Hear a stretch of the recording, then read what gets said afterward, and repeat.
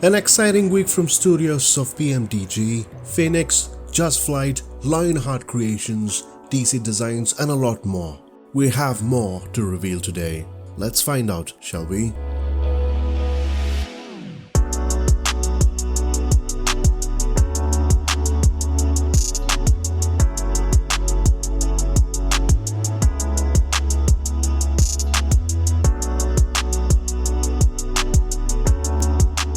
Another exciting week at the marketplace, development updates, an event, plus a freeware.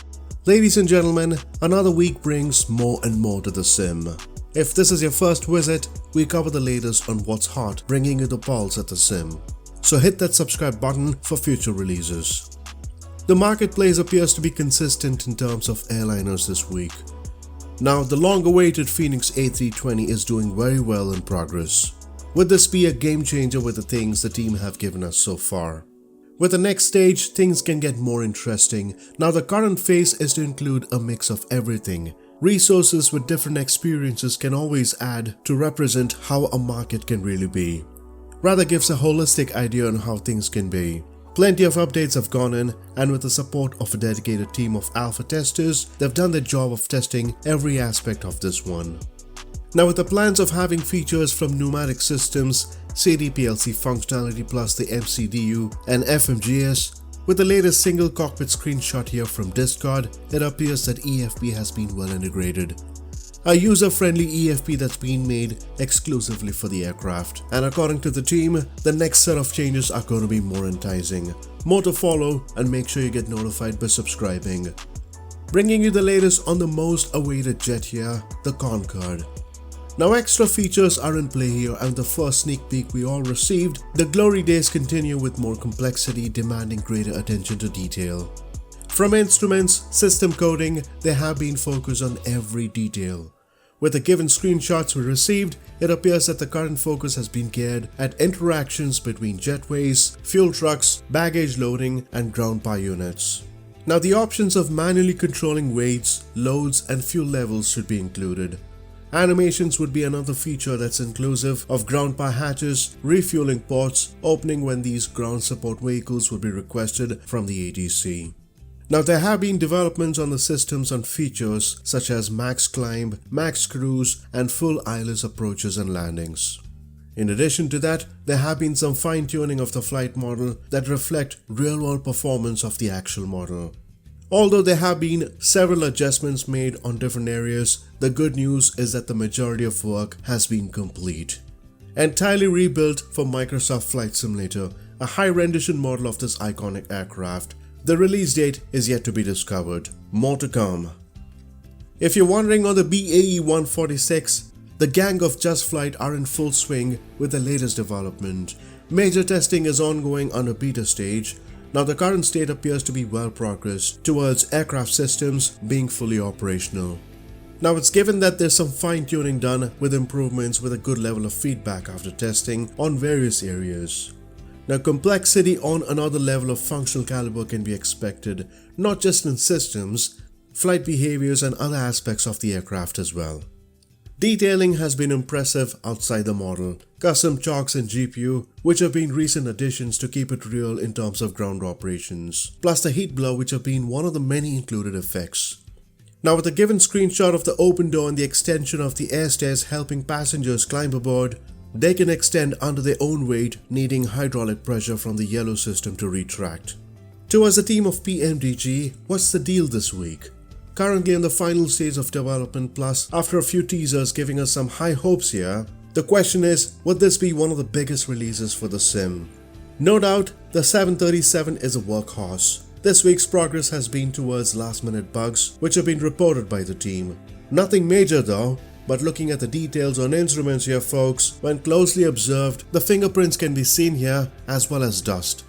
It adds to the character, plus the way the lighting changes around the cockpit makes it much more natural.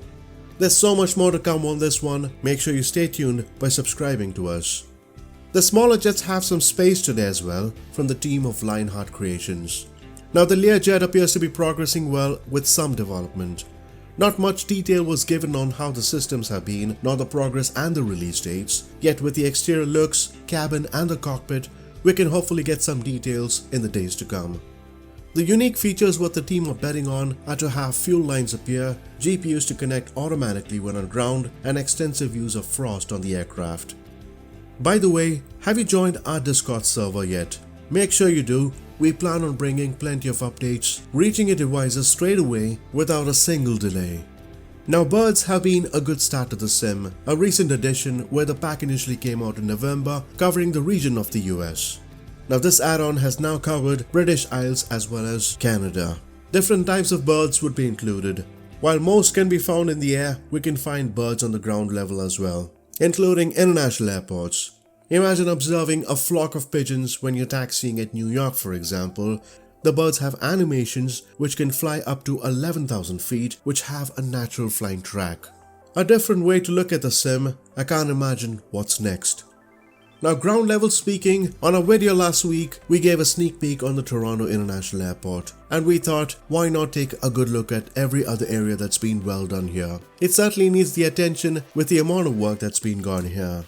Now, developed by the team of Flight Tampa, Canada needs more set of add-ons here. Now, Prepare 3D had a similar one with a noticeable set of improvements in comparison. Comes with high PBR textures, dynamic lighting, and a good recreation of interior models. Now, the next stop for these folks are Boston Airport, and we can't be happier to take a look when it's finally complete. Towards development, what's new? With PC and Xbox version out, cloud gaming has taken this to another level, giving opportunities for more users to dial in. A great move by the team, but what's in it for us, PC and Xbox users who've been using it from quite some time? Now, with this on the table, there are more doors to open for opportunities in terms of marketplace. Now, it's too early to discuss integration of how more flexible the marketplace could be. But this is a good start, and with the amount of more people signing up through cloud gaming, more add-ons would follow on how the market would respond. Very simply, the more number of users, the better for the developers, as it leads to more growth. And with more growth comes in more competition and better quality. A win-win for all of us.